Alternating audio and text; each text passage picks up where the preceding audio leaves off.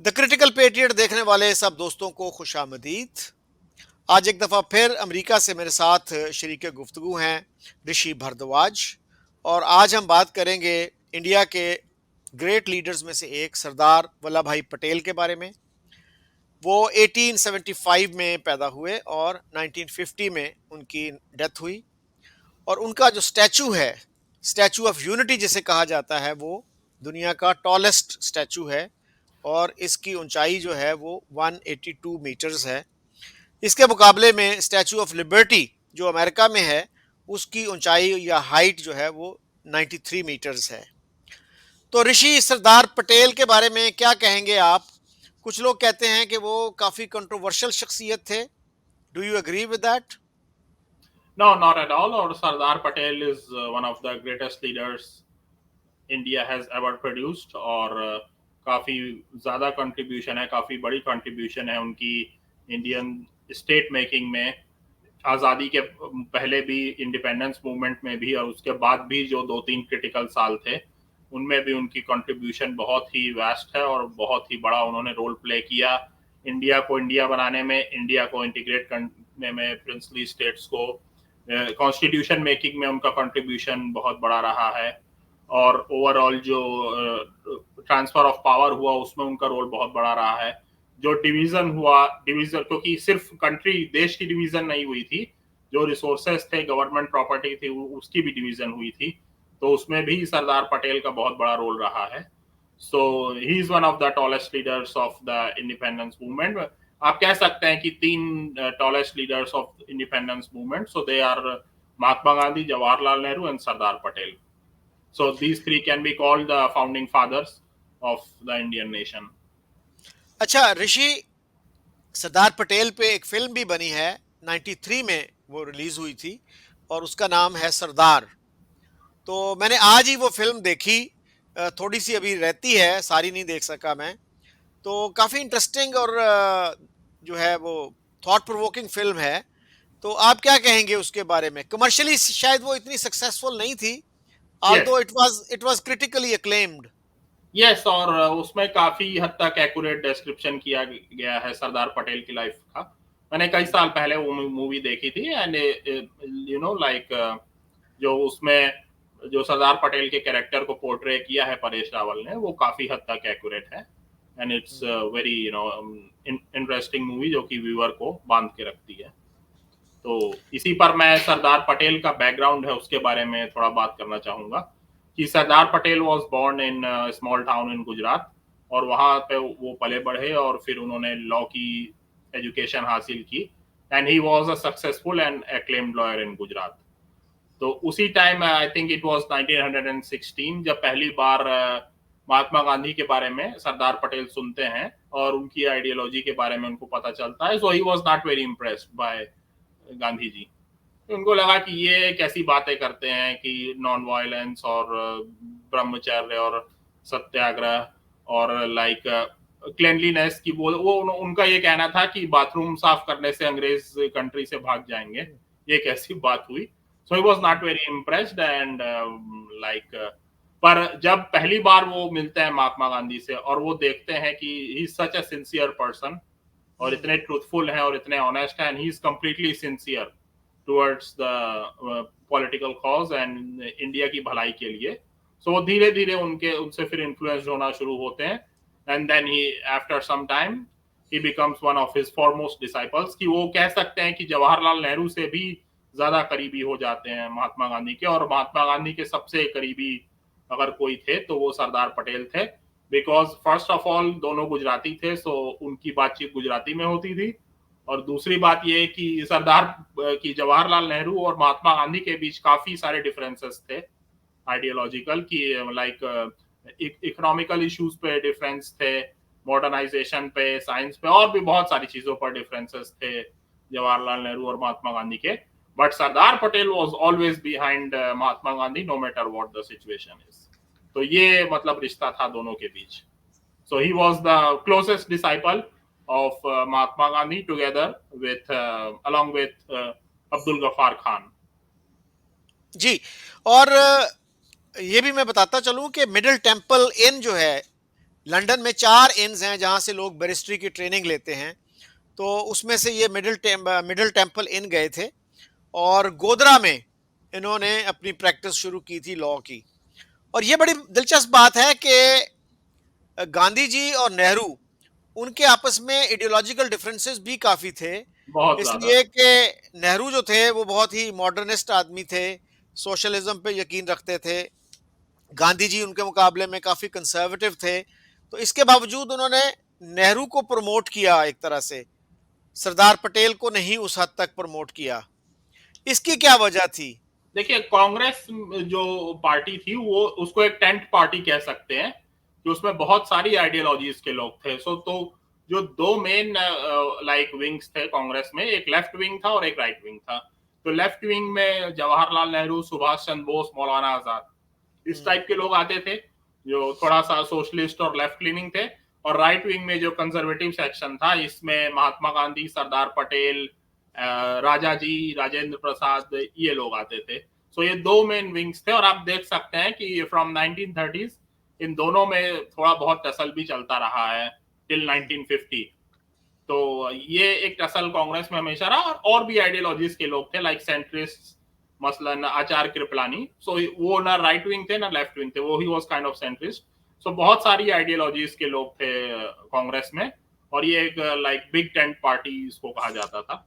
और लाइक काफी डिफरेंसेस थे जवाहरलाल नेहरू के बीच और Mahatma Gandhi, because Jawaharlal Nehru was modernist and socialist और लार्ज स्केल प्लानिंग और उस टाइप में बिलीव रखते थे। और Gandhi ji was very conservative and Gandhi ji के इंडस्ट्रियलिस्ट से भी काफी नजदीकी ताल्लुकात थे, मसलन बिरला फैमिली से। और बिरला फैमिली से सरदार पटेल के भी काफी करीबी ताल्लुकात थे। And Nehru was different kind of person. But वो आपका क्वेश्चन कि गांधी ने क्यों प्रमोट किया, because like Nehru emerged as the biggest leader of the Indian independence movement after Gandhi ji. और 1930s में पॉपुलैरिटी का जो है like Jawaharlal Nehru was extremely popular amongst Indian like people and specially amongst the youth. तो इवन भगत सिंह भी काफी बड़े एडमायरर थे जवाहरलाल नेहरू के। तो लाइक यूथ में सबसे ज्यादा पॉपुलर और जवाहरलाल नेहरू थे। और एक बार सरदार पटेल ने कहा भी था एक रैली में, लाइक एक रैली हुई थी उसमें बहुत सारे लाखों लोग आए थे। तो सरदार पटेल टोल्ड किसी रिपोर्टर को कि ये लोग मुझे सुनने नहीं, जवाहरलाल को सुनने आते हैं। तो ये रीजन था। और लाइक उनको लगता था कि गांधी जी को कि Nehru can represent the real democracy and secularism of India. तो इसीलिए गांधी जी ने कहा भी कि when I am gone Jawaharlal will speak my language. क्योंकि भले उनमें काफी डिफरेंसेस थे, पर जो सेक्युलरिज्म है, इक्वालिटी ऑफ ऑल रिलीजन्स है, इन सब डेमोक्रेसी है, इन सब इश्यूज पर गांधी जी और Jawaharlal Nehru were on the same page. Sardar Patel he was also a secular person और पूरी जिंदगी उन्होंने सेक्युलरिज्म को प्रमोट किया। बट उनके कुछ स्टेटमेंट्स ऐसे थे जो कि मतलब जिनको कहा जा सकता है कि वो मतलब कम्युनल थे या सेक्युलर नहीं थे। तो इसका भी क्लैरिफिकेशन खुद सरदार पटेल ने दिया कि मैं तो हिंदुओं को और मुसलमानों को दोनों को ही कड़वी बातें कहता हूँ। I say bitter things to both the communities, पर मैं दोनों का ही भला चाहता हूँ और मेरे मन में किसी के लिए कोई भी बिटरनेस नहीं है। तो इसका जी। क्लैरिफिकेशन खुद सरदार पटेल ने ही दिया था। और इसके कई प्रूफ भी मिलते हैं कि ही वाज सेक्युलर पर्सन। क्योंकि जब लाइक इन जून 1947 जब पार्टीशन प्लान डिक्लेयर कर दिया लॉर्ड माउंटबेटन ने, तो उसके बाद बिरला फैमिली के एक शख्स ने लेटर लिखा सरदार पटेल को कि अब तो पार्टीशन होने वाला है और Pakistan will be a Muslim country and Islamic country. तो हमें हिंदुस्तान को एक हिंदू नेशन डिक्लेयर करना चाहिए और हिंदुइज्म को स्टेट रिलीजन डिक्लेयर करना चाहिए। तो सरदार पटेल ने इसके बाद इसका रिप्लाई किया, उसमें ये लिखा कि हाँ, मुझे भी खुशी है कि अब चीजें काफी हद तक क्लियर हो गई हैं और अब कोई भी अनसर्टेनिटी नहीं है। ये बात सही है कि जो पार्टीशन पार्ट है वो इस्लामिक कंट्री होगी, बट इंडिया को हम हिंदू नेशन डिक्लेयर नहीं कर सकते हैं क्योंकि यहाँ पर और भी कई माइनॉरिटीज रहती हैं जो कि दूसरे रिलीजन्स को फॉलो करती हैं। And the state should exist for all irrespective of religion, क्योंकि स्टेट सबका होता है और स्टेट किसी एक पर्टिकुलर रिलीजन को फेवर नहीं दे सकता है। इसीलिए India should have no state religion, and India cannot be a Hindu country with Hinduism as the state religion. तो देख सकते हैं आप कि किस हद तक he was committed to secularism and democracy. और इस जी हद तक like, and he was such a strong willed person, such a strong hearted person कि उनकी वाइफ की जब डेथ की न्यूज उनको बताई गई, he was in the court at that time pleading a case, तो he continued pleading the case, और जब सेशन खत्म हुआ कोर्ट का, then he broke that news to anybody कि ऐसे ऐसे हो गया है. So he was such a stoic and strong willed person. जी, रफीक जिक्रिया साहब, he was a great Muslim intellectual और कांग्रेस के लीडर भी थे वो। फरीद जिक्रिया जो अमेरिकन जर्नलिस्ट हैं, उनके उनके फादर. फादर थे। उन्होंने भी एक छोटी सी किताब लिखी है सरदार पटेल पे। तो उन्होंने भी इस प्रोपेगेंडे का तोड़ किया है कि वो कोई कम्युनल माइंडेड आदमी थे, तो उनकी तारीफ ही की है उन्होंने। और दूसरा ये बताइएगा कि नेताजी सुभाष चंद्र बोस वो कांग्रेस के प्रेसिडेंट हो गए थे, लेकिन उनके लिए मुश्किल बना दिया गया to continue as the president. तो क्या ये अनडेमोक्रेटिक एटीट्यूड नहीं था? उनको क्यों निकाला गया उस ओहदे से? देखिए, अनडेमोक्रेटिक एटीट्यूड ये था कि शुरू से ही लाइक जब से गांधी जी प्रोमिनेंस में आए, शुरू से ही था कि लाइक कांग्रेस नॉन वायलेंस को फॉलो करेगी और किसी भी वायलेंट एक्टिविटी को कांग्रेस सपोर्ट नहीं करेगी। उसी टाइम से ये क्लियर था। और जो फासिस्ट फोर्सेस थी, मसलन हिटलर और उस टाइप के लोग, तो उनसे जो है कांग्रेस ने हमेशा उनको कंडेम किया और उनसे हमेशा एक दूरी बना के रखी। बट सुभाष चंद्र बोस के कुछ ऐसे मतलब स्टेटमेंट्स थे जिससे मतलब ये लगने लगा था कि उनका झुकाव इनकी तरफ है, लाइक फासिस्ट फोर्सेस की तरफ है, टुवर्ड्स हिटलर एंड कि उनसे भी वो मदद लेने के लिए तैयार है, उनसे भी वो हाथ मिलाने के लिए तैयार है। जिसका जो है लाइक सुभाष चंद्र बोस का कहना यह था कि भारत की आजादी के लिए मैं किसी से भी हाथ मिला सकता हूँ, मुझे कोई शर्म नहीं है। और वो मिलिटरी मीन्स और उस टाइप की चीजें वो सोच रहे थे जो कि गांधी जी के विजन के कंप्लीटली अगेंस्ट थी। तो ये था कि कांग्रेस में, because at the end of the day Congress was Gandhi ji party, तो जो गांधी जी मतलब उनके जो विजन के अगेंस्ट जाएगा उसके लिए सरवाइव करना कांग्रेस पार्टी में काफी मुश्किल हो जाता उस टाइम।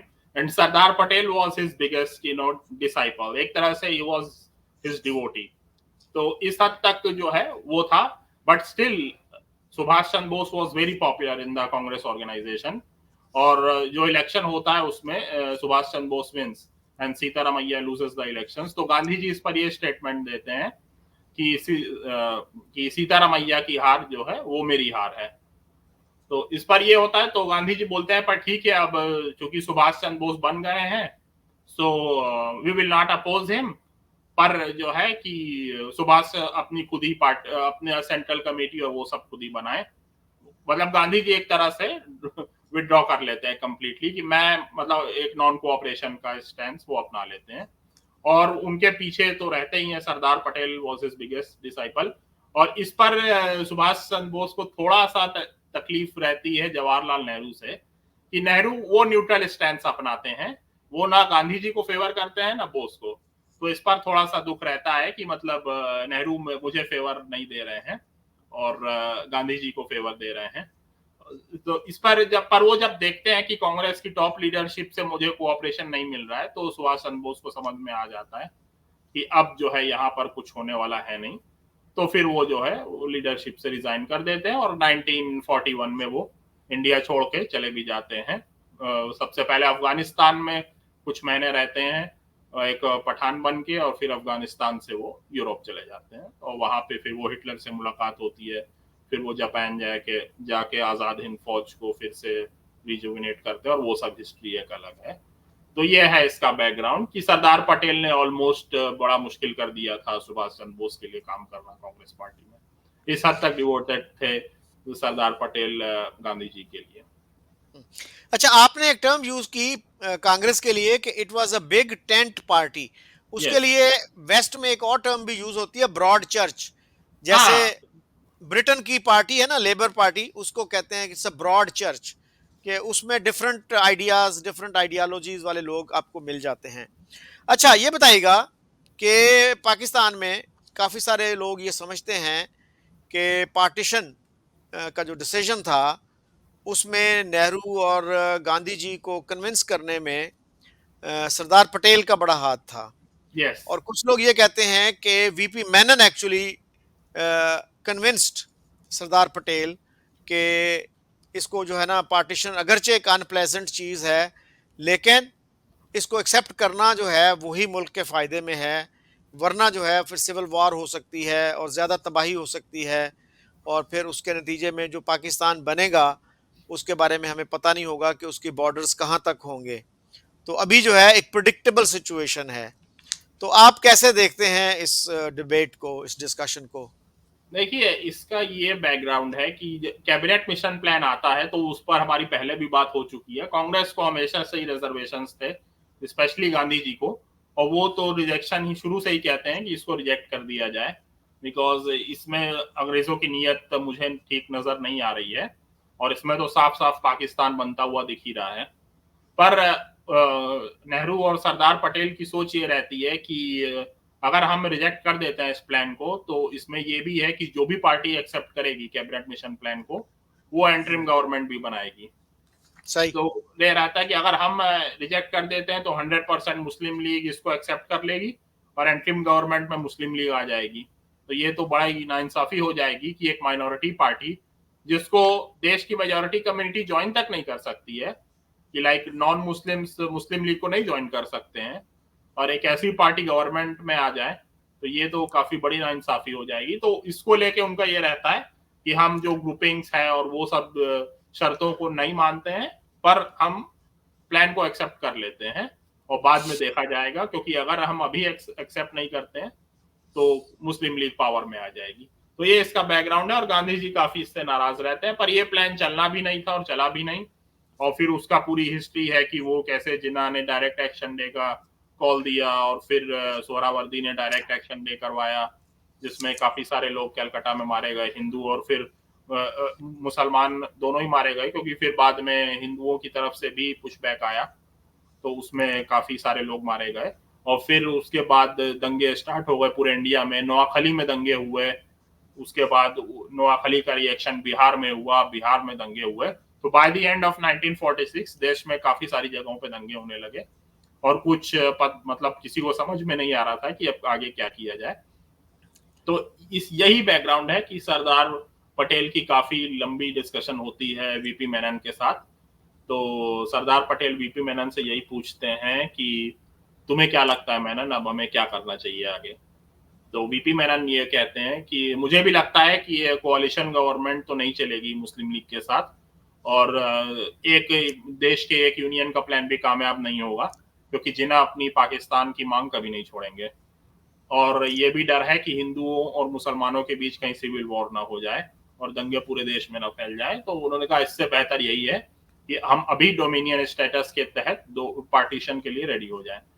तो उन्होंने कहा कि अगर बाद में पार्टीशन होता है अंग्रेजों के जाने के बाद, तब पता नहीं कि पाकिस्तान कितना बड़ा बनेगा, बट अगर अभी पार्टीशन होता है अंग्रेजों के रहते, तो 100%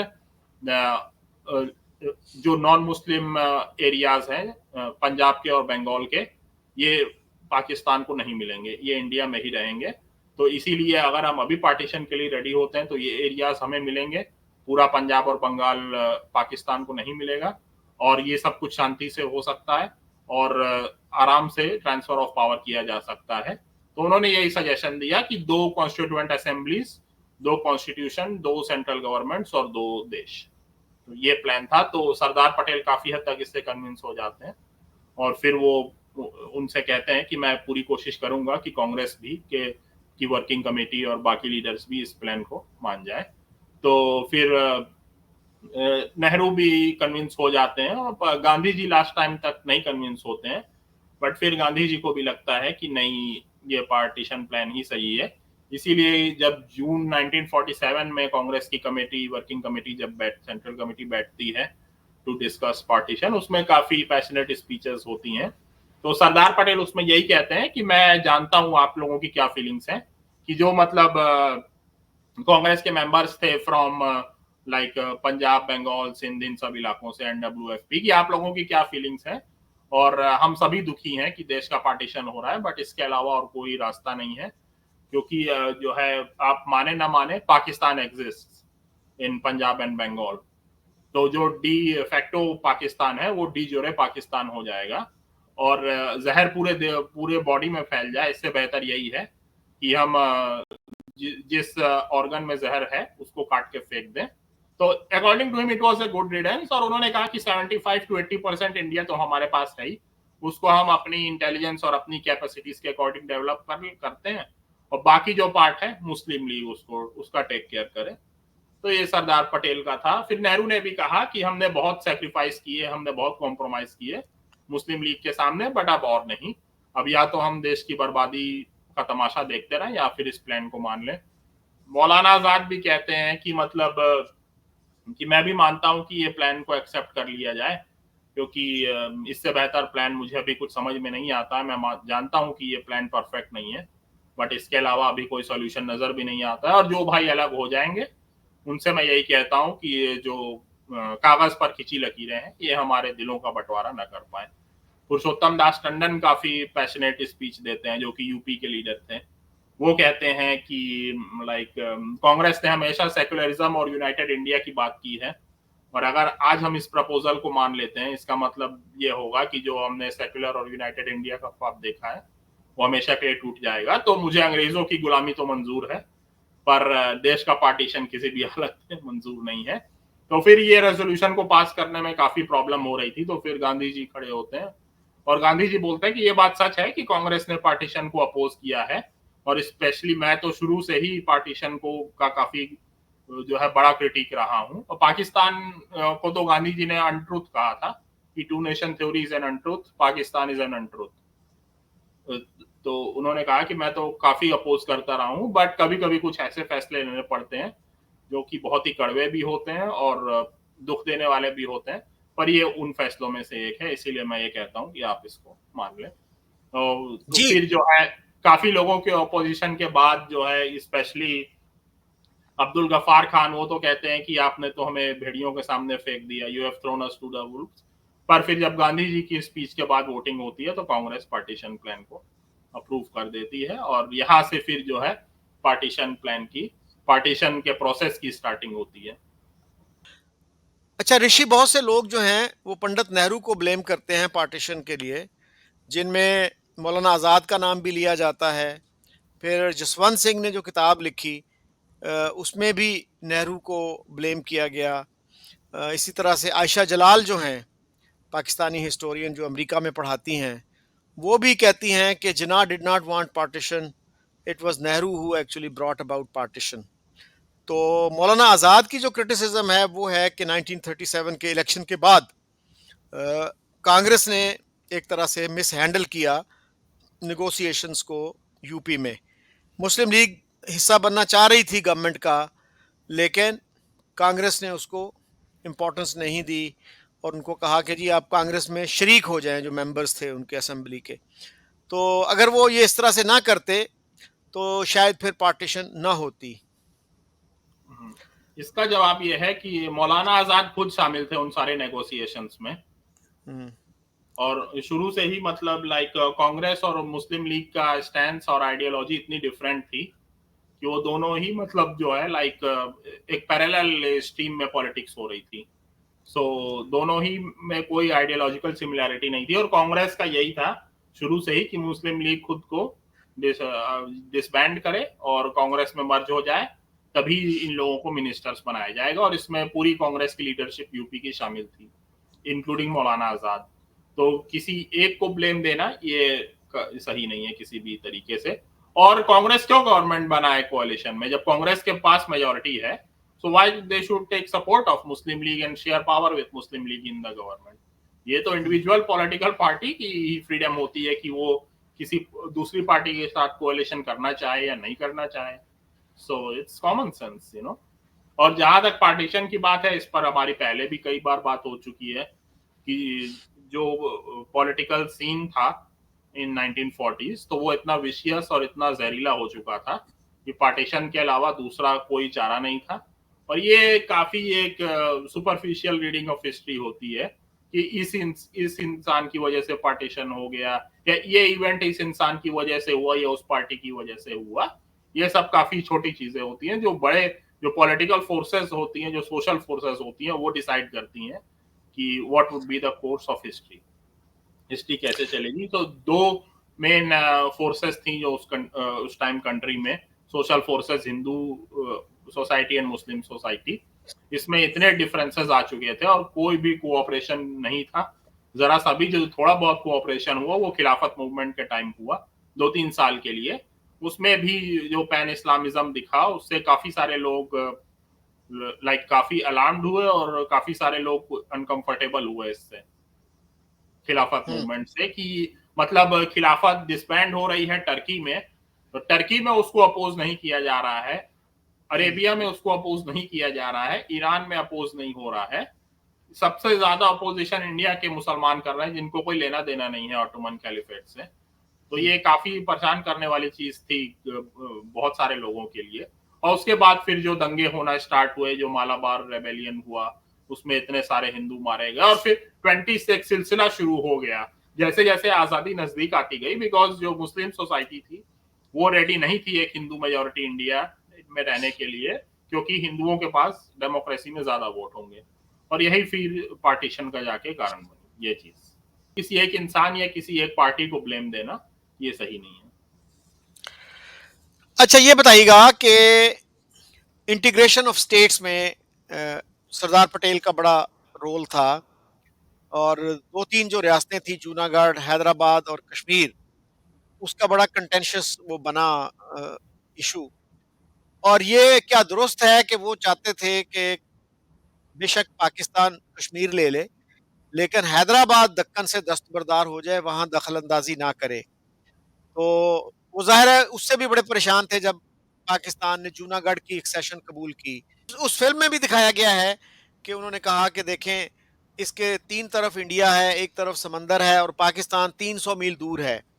तो ये जिन्ना साहब जो हैं वो हमारे लिए प्रॉब्लम क्रिएट करना चाहते हैं।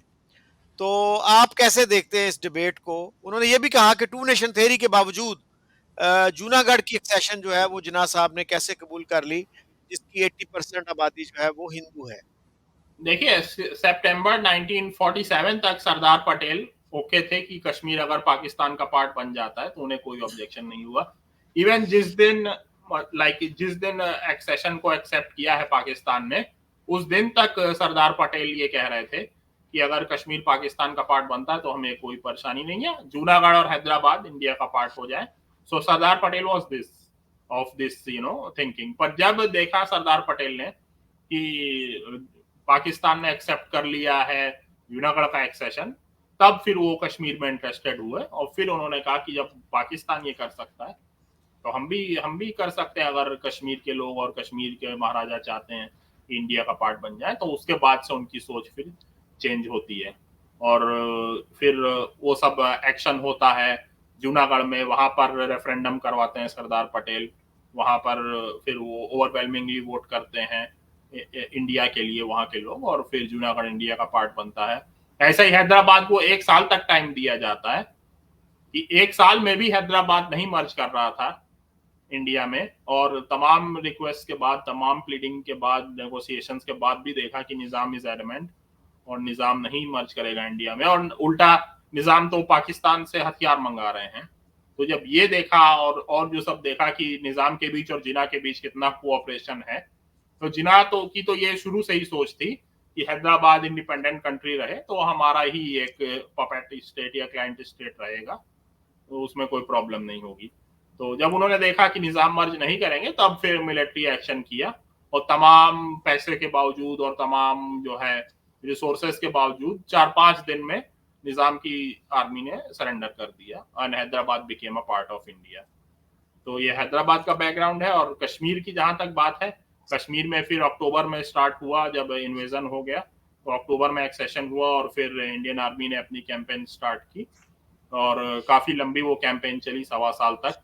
तो पर उतने टाइम में काफी सारे एरियाज कैप्चर कर लिया आर्मी ने, including Rajouri and other part the whole Kashmir valley और कारगिल, और जो मेन एरियाज थे वो हमारे कंट्रोल में आ गए।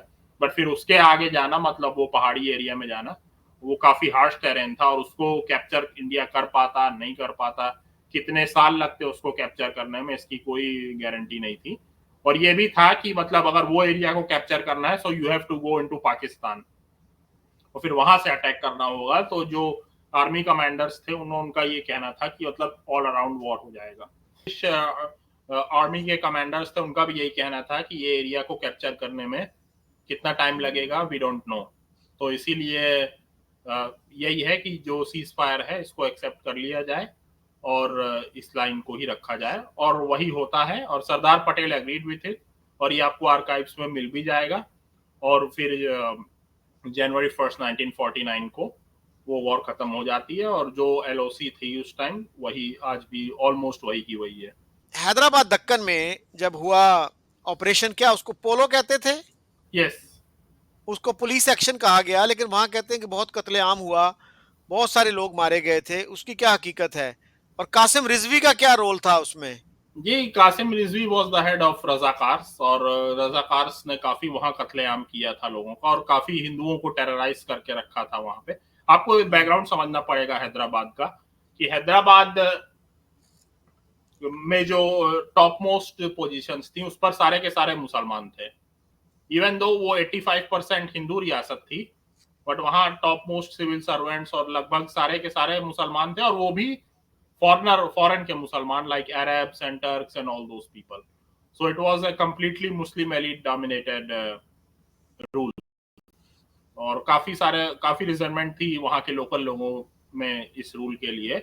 और रजाकार जब वहां पर देखा कि हिंदुओं ने कि निजाम नहीं साइन कर रहे हैं एक्सेशन टू इंडिया, तो वहां पर भी अपोज लोगों ने करना स्टार्ट किया। तो इसका रेस्पॉन्ड रजाकार्स ने कत्लेआम करके किया और काफी हिंदुओं को टेरराइज किया। और जब ये मतलब यहाँ तक हुआ कि लोग छोड़ छोड़ के भागने लगे थे हैदराबाद स्टेट, तो इसी के रेस्पॉन्स में फिर पुलिस एक्शन हुआ और 5 दिन में निजाम की आर्मी ने सरेंडर कर दिया। नहीं, ये पुलिस एक्शन था या मिलिट्री एक्शन था? और ये भी तो जी, कहा तो जाता है ना कि मिलिट्री ने कत्लेआम किया, नहीं नहीं मैसेकर नहीं किया। नहीं, ये पुलिस एक्शन था, उसमें मिलिट्री भी शामिल थी, but it was called a police action. But ये इसमें पुलिस और मिलिट्री दोनों शामिल थी, और वो तो दंगे उस टाइम चल ही रहे थे, तो जो बैकग्राउंड था उस टाइम दंगों का, तो दंगे तो उस टाइम चल ही रहे थे, तो उसी की कंटिन्यूएशन में तो वहां हिंदू भी मरे मुसलमान भी मरे हैदराबाद में। लेकिन एक कहा जाता है कि एक इंक्वायरी हुई थी, जिस इंक्वायरी के रिजल्ट्स को दबा दिया गया, वो क्या था? वो सुंदरलाल कमेटी, वो जवाहरलाल नेहरू ने वो किया था, तो सुंदरलाल हम्म, कमेटी थी, तो उसको जो है लाइक मतलब नेहरू का ये मानना था कि इससे देश में माहौल खराब हो सकता है, जो पीस इतनी मुश्किल से आई है। So keeping that in mind वो उसको पब्लिक नहीं किया गया था, और वो काफी बाद में सुंदरलाल कमेटी की रिपोर्ट पब्लिक हुई। Any concluding thoughts? देखिए, कंक्लूडिंग थॉट्स यही है कि सरदार पटेल का काफी बड़ा कंट्रीब्यूशन है। इवन कॉन्स्टिट्यूशन की मेकिंग में, जो इंडियन कॉन्स्टिट्यूशन बना उसमें फंडामेंटल राइट्स कमेटी के वो चेयरमैन थे। तो जो फ्रीडम ऑफ रिलीजन आया, जिससे पूरा सेकुलरिज्म का कंसेप्ट आया इंडिया में, इंडियन कॉन्स्टिट्यूशन में, तो उसके हेड सरदार पटेल थे, और freedom of speech and expression और बाकी सारी चीजें भी उसके हेड थे। तो सरदार पटेल का काफी बड़ा रोल था कांग्रेस की, लाइक कांग्रेस के ऑर्गेनाइजेशन में भी, कि लीडरशिप स्किल्स का सब कोई लोहा मानते थे उनकी, कि he was the main fund raiser for the Congress party. India के कॉन्स्टिट्यूशन मेकिंग में उनका काफी बड़ा रोल था। जो पार्टीशन का पूरा प्रोसेस हुआ उसमें उनका काफी बड़ा रोल था, क्योंकि पार्टीशन सिर्फ जमीन का नहीं हुआ था, रिसोर्सेस का भी हुआ था, कि जितनी गवर्नमेंट की प्रॉपर्टी थी वो सब डिवाइड हुई थी, including including chairs, tables, pens, books, copies, everything, मतलब छोटी सी छोटी चीज तक डिवाइड की गई थी। तो उसमें भी लाइक एच.एम. पटेल इंडिया की साइड से और चौधरी मोहम्मद अली पाकिस्तान की साइड से, ये दो सिविल सर्वेंट्स ने मिलके और पूरी पूरी रात जग के इन लोगों ने इसको जो है डिवाइड किया, क्योंकि ये काफी मुश्किल था ये काम कर पाना, और उसमें सालों लगते। बट उनकी तारीफ करनी पड़ेगी कि जो काम सालों में होता वो उन्होंने कुछ हफ्तों में करके दिखा दिया। और फिर सरदार पटेल होम मिनिस्टर बने इंडिया के पहले, उसमें भी उनका काफी बड़ा रोल है कि उन्होंने सिविल सर्विस को एकजुट किया पूरे इंडिया में। That's why he is called patron saint of civil services in India. और देश को एक करने में integration of the Indian states along with VP Menon, जो उनके सेक्रेटरी थे, उसके साथ उनके साथ मिलके उन्होंने पूरे देश को एक किया, इतने सारे प्रिंसली स्टेट्स थे, उसको एक किया। पहले डिप्टी प्राइम मिनिस्टर थे वो इंडिया के। काफी बड़े उनके कंट्रीब्यूशंस हैं इंडिया की हिस्ट्री में, और हमेशा उनको as a patriot and iron man of India के तौर पे याद रखा जाएगा।